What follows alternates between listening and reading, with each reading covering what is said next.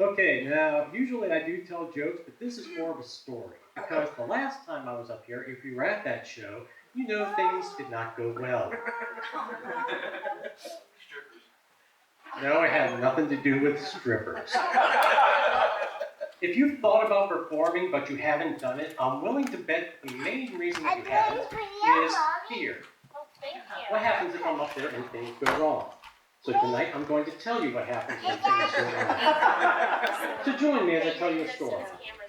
Actually, remain in your seats while I tell you a story. I'll set the scene for you. It is May 2019. It is a cool, crisp spring evening. It is the last Friday Night Live of the season, and because of that, I had spent extra effort on preparing my routine. Worked on it for a month. Up on stage is Richie Schaefer. Richie is younger than I am, better looking than I am, smart, funny, charming. He's telling a story about an awkward date that he had been on, which is making me remember all the awkward dates that I've been on, which is all of them. Some of the memories are so bad they're making my eyes twitch. I'm thinking to myself, he's really funny. I feel sorry for whatever schmuck has to go on after him. Thanks, Richie, and please welcome tonight's final performer, Jason Allen. Son of a beach ball. I'm walking up to the stage and I'm thinking to myself, I need to lower expectations. So I take the microphone and I say, you know what? I like Richie, but I think I'm starting to hate him. Why? Because he's too good. Anything I do is going to seem lame by comparison. Two things about that. First of all, that is the truest example of a self-fulfilling prophecy that I can share with you right now. Also, that proved to me that karma does exist. Because karma said, listen, I know you like Richie and think he's funny, but that was kind of a snarky way to say it, and because of that, I am going to lay the smackdown upon you now. And lo, did it come to pass. Because I think to myself, all right, time to start my routine. And the file clerk in my head looked up from his tiny desk and said, what routine? Oh, sweet Moses. It was gone. All of it. Every last word disappeared into the night like Kaiser Soze in The Usual Suspects. Now, I had heard comedians talk about dying on stage, and I always wondered why they used that terminology. Now I understand. Because if someone is diagnosed with a terminal illness, there are 5 psychological stages they tend to go through. Stage 1, denial. Oh, there is no way that I just forgot everything I've worked on for the last month. That is absolutely impossible. That cannot have happened. Followed quickly by stage 2, anger. I hate myself with the white-hot fury of 1,000 exploding suns. The next stage to hit was depression, because usually that's my jam. That part of my brain is drooling at this situation. You are so stupid and pathetic. What makes you think that you could stand up in front of all of these people? Oh, dude, they're all staring at you. This is perfect. This is pure nightmare fuel. I don't even have to do anything. I'm just going to hang off to the side here and watch the train wreck. You have fun up there, monkey boy. This is when I'm starting to realize just how much trouble I'm in. On a scale of 1 to 10, with 7 being highest, I'm at 14. And it's not getting better, because the next stage is bargaining, asking for help. There's not a human being on the planet who had heard or read any of the stuff I had prepared. Help's not coming. And perhaps you're thinking well, if you can't expect help from human beings, look to the divine. Nope. God is busy with more important things. I'm not going to bother the creator of all that is, was, and will be for help because I can't remember some words I put together. Well, maybe there's a patron saint of comedians. I'm sure there is. I also know I can't pull out my phone to do a Google search for that right now, can I? The patron saint of comedians is Saint Genesius, by the way. I did look it up later. And now we come to the final stage, acceptance. Nope. I'm too stubborn. Way too stubborn for my own good. If I think I have any chance of fixing something, I'm going to put way too much effort into the attempt. So I'm going down in flames, but I'm going to fight it every step of the way. Now, all of this is happening very quickly. I'm slowing it down so you can appreciate the discomfort. I have told the audience, hey, just so you know, I have no idea what I'm doing right now, because honesty is important. And I'm trying my best to stall for time, hoping that my brain will bail me out of this mess it got me into. And I'm trying very hard to stay calm. But that's becoming harder because now the fight or flight response is starting to kick in. That happens whenever you feel threatened, like by that little girl. Terrifying. It's your body's best defense to keep you alive. Your breathing and pulse rate skyrocket to make sure your muscles have the blood and oxygen that they need. Your muscles start to twitch, because I don't know what direction we're going to have to run or who we're going to have to punch, but it helps if we're kind of sort of already moving.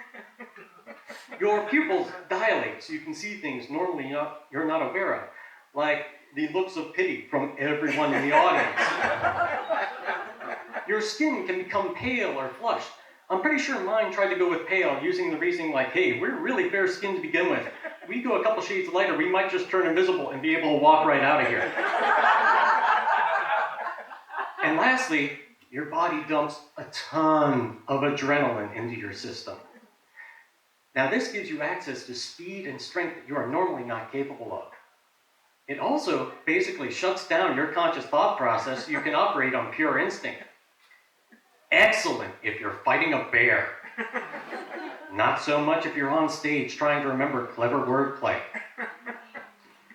So to recap, I'm angry, I'm twitchy, I'm depressed, and the one part of my body that I absolutely need to function to get out of this situation is actively turning off the lights and saying, good night everybody, drive safe. When finally, mercifully, the routine starts to come back to me. And it is out of order. Parts of it are missing completely. But it's better than the nothing I had a moment ago. So let's see if I can perform this dumpster fire of a routine and salvage something of this evening, and away we go. I started off by saying you might be scared of performing. If that's the case, you're probably thinking, thanks a lot, Jack Cole, you really eased my mind over that. But relax, I told you all the bad stuff so I could share the lessons. From the moment I blanked out until I could actually start the train wreck of a routine I had left to me was a minute and a half, 90 seconds. I have video, I've checked the time. That's not that long. That's not even halfway through most songs. Even if you count the entire time I was on stage fumbling around, that was about 15 minutes. That's a pretty small percentage of a day, let alone a life. I left the building that night, still had all my fingers and toes. Checked the obituaries the next day, my name wasn't on the list. So, no physical injury. I mean, granted, it's not like my act involved juggling chainsaws, but still, I'm counting it as a plus. I hadn't used any racial slurs or talked bad about my employer, so I had a job the next day. Did my coworkers make fun of me? Oh, yes, they did. But only for about 10 minutes, and then they remembered all the other personality flaws I have that are easier targets, and they moved on. And now, let's talk about the big revelation, the audience, the people who suffered most from my stupidity. How did they react? Did they boo? Did they mock me? Did they throw things? No. They were kind. They were supportive. They tried to help. And that was the big revelation. That's the thing I never thought of in all the years I was terrified of performing in front of people. Nobody here tonight got dressed, got in their car, drove down here, found a parking spot, came in the building, hopefully made a donation to support this wonderful organization, and then sat down in their seat, hoping to make someone feel bad. And if they did, that person's life is too small and sad to be any concern of yours anyway. But no, everyone here wants to be entertained. And even if the act isn't great, we all appreciate the effort. Now this is the part where you're probably thinking, oh great, this is where he's going to say, so face your fears! Get up on stage, everything will turn out wonderfully. No, I don't know you. I don't know what the kind of demons you face on a daily basis. If you're scared of performing in front of people, it would be arrogant of me to tell you that your fears don't matter. But the cool thing is we live in a world that has so many ways to express yourself. Unless I expose yourself, that's something entirely different. But you have YouTube, you have Twitter, you have Snapchat, Facebook, Instagram, so many ways. If you have a song you want to sing, a story you want to share, a joke you want to tell, you can do that from the comfort of your own home.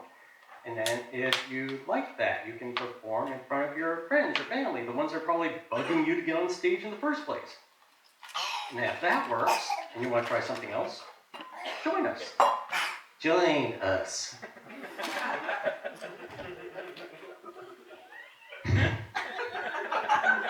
Really, this place is awesome.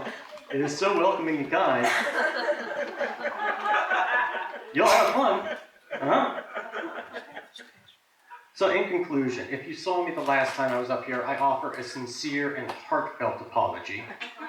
And if I have bored you tonight, I apologize again. My name is... Oh, crud, I knew it this morning. He'll come to me. In any case, may all of you have a pleasant evening, and may karma never lay the smack down on you. Good night.